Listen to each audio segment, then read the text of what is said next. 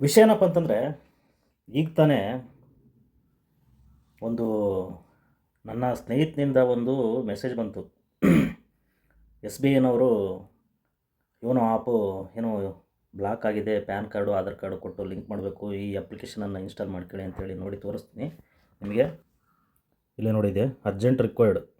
Dear customer, your S B I YONO account will be blocked today. Immediately update PAN card in your account for KYC with along with net banking and PAN card document are uploaded on S B I YONO app. ನಾವು install S B I YONO app APK thank you ಅಂತೇಳಿ ಬಂದ್ಬಿಟ್ಟಿದೆ. ಇದು S B ಐನಿಂದ ಕಳಿಸಿರೋದಂತೆ. ಇಲ್ಲಿ ನೋಡಿದೆ, S B I YONO APK ಅಂತ ಹೇಳಿ. ಇದು 200% ಫೇಕು.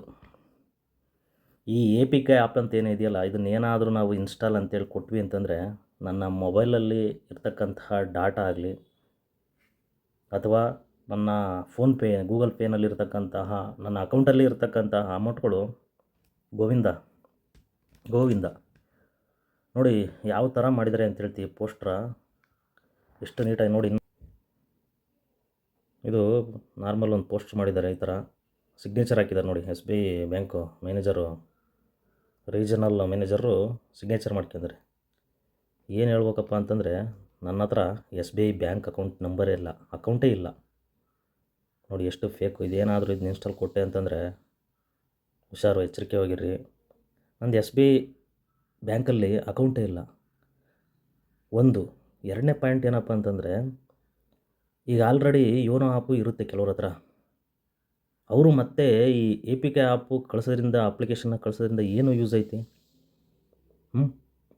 ಇದರಲ್ಲೇ ಇರೋದು ಎಲ್ಲ. ಗೋವಿಂದ ಮಾಡಿಸೋದು ಇರೋದೆಲ್ಲ ಡೀಟೇಲ್ಸು ಇದರಲ್ಲೇ ಇರೋದು. ಪ್ಲೇಸ್ಟೋರಲ್ಲಿ ಸಿಗುತ್ತೆ. ಇದನ್ನು ಯಾಕೆ ಇನ್ಸ್ಟಾಲ್ ಮಾಡ್ಕೋಬೇಕು? ದಯವಿಟ್ಟು ಇದು ಎಸ್ ಬಿ ಐ ಬ್ಯಾಂಕ್ ಒಂದೇ ಅಲ್ಲ, ನಿಮ್ಮ ಯಾವುದೇ ಬ್ಯಾಂಕ್ ಆಗಿರ್ಬೋದು, ಬ್ಯಾಂಕ್ ಆಫ್ ಬರೋಡಾ ಆಗಿರ್ಬೋದು, ಕೆನರಾ ಬ್ಯಾಂಕ್ ಆಗಿರ್ಬೋದು, ಕರ್ನಾಟಕ ಬ್ಯಾಂಕ್ ಆಗಿರ್ಬೋದು, ಯಾವುದೇ ಒಂದು ಅಕೌಂಟ್ ಈ ಥರ ಕಳಿಸಿದ್ರೂ ಕೂಡ ದಯವಿಟ್ಟು ಅದನ್ನು ಇನ್ಸ್ಟಾಲ್ ಮಾಡ್ಕೊಂಡು ಮೋಸ ಹೋಗ್ಬೇಡಿ.